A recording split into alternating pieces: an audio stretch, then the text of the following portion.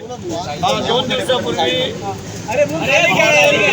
स्टेशनच्या बाहेर एक माणगावला जाणारी गाडी महाडमधल्या कार्यकर्ते लोक होते आणि तिथं डिझेल संपलं म्हणून ती उभी होती. तर ट्युनिंग करणारी एक कार चिपळूणवरून येत होती आणि त्यांनी रस्त्याच्या एकदम साईडला असणाऱ्या गाडीला जी डॅश दिली.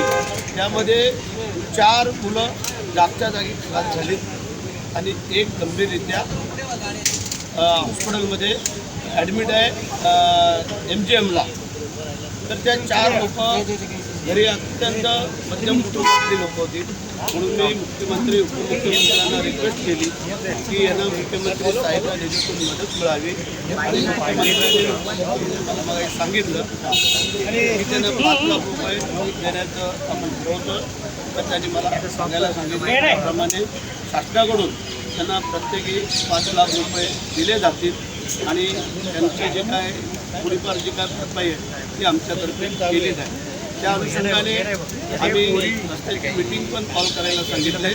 कारण मुंबई महामार्गाची जे काय हे वळण आहे ते गिंदापूर आणि माणगाव मुंबई ट्रॉफिक होते आणि याचे अपघात होऊ नये म्हणून मुख्यमंत्री आणि उपमुख्यमंत्र्यांनी या मिटिंगा याचं ठरवलेलं आहे आणि हे अपघात टाळले जातील. त्याच्यापुढे अपघात होणार नाही त्याची आम्ही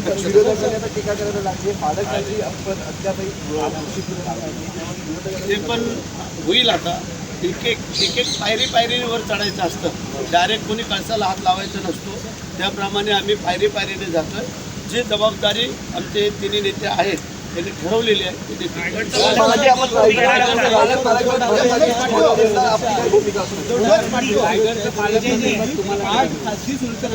आता हे तिघांकडे सोपवलं आहे.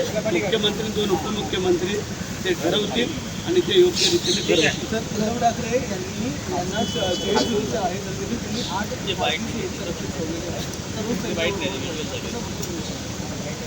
त्यांना मला विचारावं लागेल की वस्तुस्थिती काय आहे ती. कारण मग एकतर त्यांचा पोलिसांवरती भरोसा नसावा असं दिसतंय. कारण जी सुरक्षा यंत्रणा दिलेली आहे त्याच्या व्यतिरिक्त जे 8 लोक जे ठेवत आहेत याचा अर्थ मग दुसरं काय होतं.